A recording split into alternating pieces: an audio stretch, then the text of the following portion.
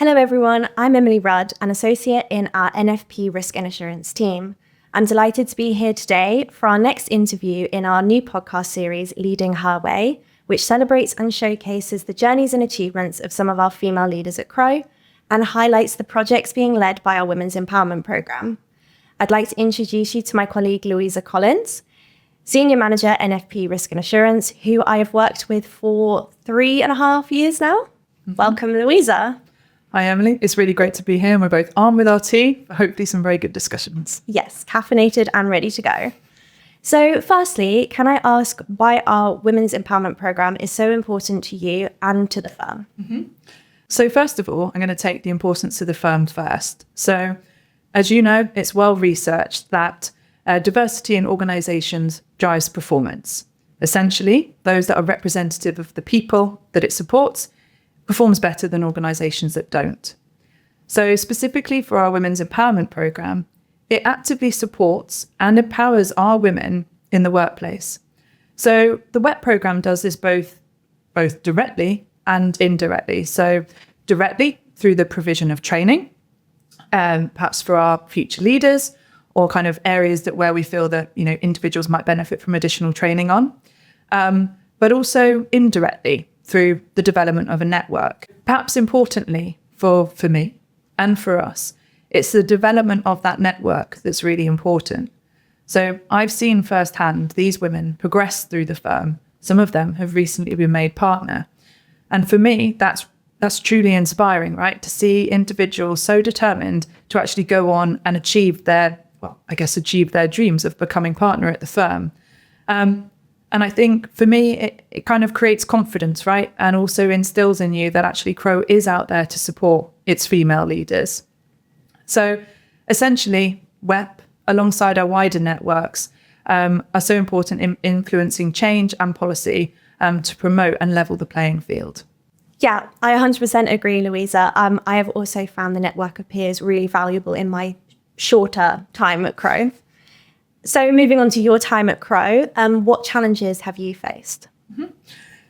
So for me, I was kind of reflecting on this question. And whilst I think you can encounter a number of challenges in your career at any one point in time, I think for me, and apologies to bring up the pandemic, but I do think that the COVID-19 pandemic did create a significant challenge. Now, overnight, we had to adapt to a complete remote environment, right? That has a direct impact on how we engage, not only with one another, but also with our clients. And for me, I really miss the kind of informal interaction that you got with individuals. Now, the pandemic is also responsible, I guess, for accelerating that change to the hybrid working environment. Now, don't get me wrong. I think hybrid working is fantastic. I think it opens doors to individuals that might not have necessarily been able to stick to the classic 9 to 5 in the office every day. So therefore, it creates opportunities for individuals, right? And also enables firms to access talent that perhaps they might not have been able to access otherwise. But in this hybrid working environment, you still have those endless Teams calls that can become quite impersonal. And for me, you know it, Emily, I like a chat, right? I get nervous or on edge if I ask someone, how was your afternoon or how was your weekend? And people go, fine. And it goes silence. So I think on the one hand, it's about adapting to individuals. But I think it's about trying to be intentional with your time, trying to create those moments where you can create those personal relationships. Now, I'm not saying it's a challenge that I've overcome. I still haven't nailed it. But I would say it's just something to kind of continually monitor, particularly as we continue that hybrid working environment. And I guess one of the ways in which you could tackle that, right, is making sure you do try and create those moments, perhaps when you come into the office, right, to speak with your peers, and also when opportunities arise to go and meet with your clients, so that you can learn a little bit more about them. And hopefully people don't lock down the classic, right, we have an hour, let's just crack on. 5-minute timer ticking, end of conversation. Louisa, I find this really relatable also as one of my biggest challenges. Only being at Crowe for 3.5 years, I joined right off the back of the pandemic. And every human interaction with all of my new colleagues was very choreographed for the first few months. But it's really nice now that we're back in the office and can see each other face to face. Could you share with us a personal story, strategy, or any practical advice for the next generation of female leaders in a professional service firm? Of course. So when I was thinking about the response to this question, my initial thought, which I've decided to go with, is effectively owning your voice. Reflecting on this was actually an interesting one. Now, I was speaking to a very senior member of our web team previously, and I was detailing how I struggled with actually, maybe sharing my opinion or getting my point across. And they responded and said, no, you don't. You get your point across and you do it really very clearly. Now, I was reflecting on that the other day, or actually I did so at the time. And I thought to myself, well, why is it that they have that impression when I don't feel like I have that in other situations? And I realized that in those environments, in that network, it's kind of, you have the safety to speak up. You know that individuals will kind of have your back, or, potentially kind of, there are maybe individuals in that room that think the same way as you. Therefore, you kind of have safety in being able to speak up. Now, you won't have that all the time, right? And I know through our own work, right? You can have clients where you're going to kind of take forward kind of your initial perspectives on something, and they immediately sort of disagree with you or take exception to what you've said. But I think, Emily, and it kind of goes back to some earlier discussions that we were having, kind of as women, right, in any kind of development of our own, argument, kind of thought process, we will always be prepared. We will have numerous sets of evidence, right, to support our argument. We'll know the statistics. We'll be overly prepared. So we know that actually if we do take that opportunity to kind of own our voice, stand up for something, or kind of share review, we know that we've got something to support that. So, and I know I'm probably rambling now, and I will get to the point. Effectively, my advice is kind of own your voice. I've never regretted saying something. I've always regretted when I've walked away from a meeting and said to myself, why didn't I say that? And I, haven't put all my cards on the table. So I think for you, Emily, going forward in your career, own your voice. Thank you. What qualities do you think are important in a leader? So I was reflecting on this question, and I was thinking about, particularly good leaders. And the initial kind of 3 aspects that came to my mind were those individuals with a clear mandate, a strong voice, and the ability to influence. So I thought, yeah, they're the main qualities. But actually, I took a step back and I thought, you know what, actually, what's important to me and what are the qualities that have really resonated with me, with leaders that I've met? And for me, actually, I think the biggest quality is compassion. A leader, right, is only as strong as the team around them. So a leader who is compassionate, and I'm not necessarily just talking about a leader that comes in and says, hey, how was your weekend? How's your brother doing? How was the race? That, I think, is a given, right? That is important. But it's the leaders that actively engage their teams, wider colleagues in decision-making, actually saying, right, Emily, what do you think we should focus on? Or what do you think is important to us as a team, as an organization? And I feel that those leaders are the most impactful. They create a team that is supportive and gets behind them.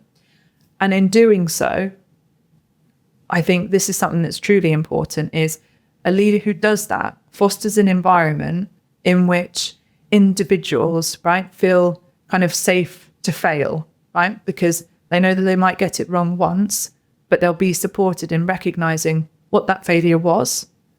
And then also, obviously, you hope that you don't do it again, but you don't have that sense of, oh gosh, it's terrible, it's the end of the world. And I am rambling. So yeah, going back to my original point, compassion. No, that was really interesting. Thank you, Louisa. So on to our last question, which is the question that our previous guest left for you. What's something outside of work that you're really passionate about, and how does it influence the approach to your career?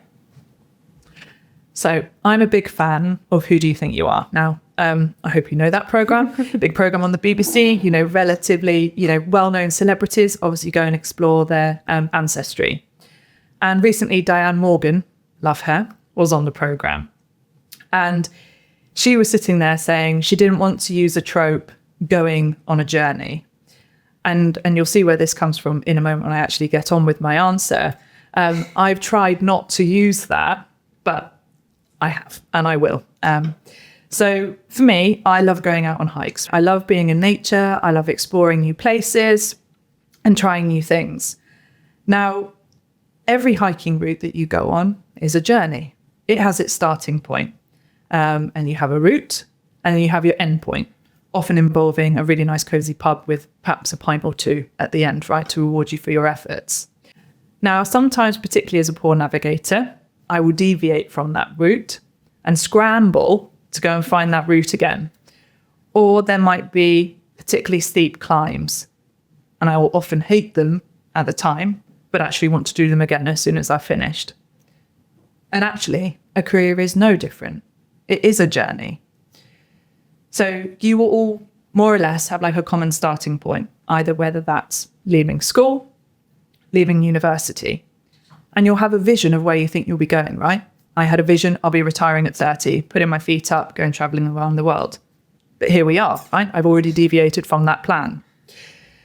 But actually, it's in those moments, right? Perhaps where you encounter those challenges that you go, this isn't what I expected. I didn't expect to be here in 5 years and I'm still here. Or, you know, maybe you're thinking, actually, this wasn't for me and I need to think about something different. It's always about in those moments, actually, right? Taking a step back, taking a moment, taking a beat, right? To go, right, okay, it might not be what I expected, but actually, what have I learned from this experience? And how can I apply that to the next stage of my journey and where I'm going to next? So for me, I guess it is applying the principles of, you know, planning your route, right? You can deviate from that, but it's not the end of the world and you will get to the end point eventually. I love that, Louisa. It's not about the journey, it's about the destination. That's right, Emily. So what question would you like to leave for our next guest? Well, the next guest is Jo Millward, a fellow steering group member who has had a really fantastic career at Crowe so far. So my question to Jo is, if you were starting out as a graduate today, whether that be at Crowe or any wider professional practice firm, what advice would you give yourself knowing what you know now? And I'm asking this question because obviously the environment in which Jo and I started our career at Crowe is very different to the time at which you started your career. You know, you've already mentioned about remote working. So I feel like actually the advice that Jo might have here is going to be really important to sort of future joiners, future trainees. Thanks, Louisa. That's a great question. We'll pass that on. So that's all we've got time for today. Thank you for joining us, Louisa. Thanks, Emily. It's been really fantastic catching up. And thanks to everyone watching. And I hope you'll tune in for the next interview in this series of Leading Her Way.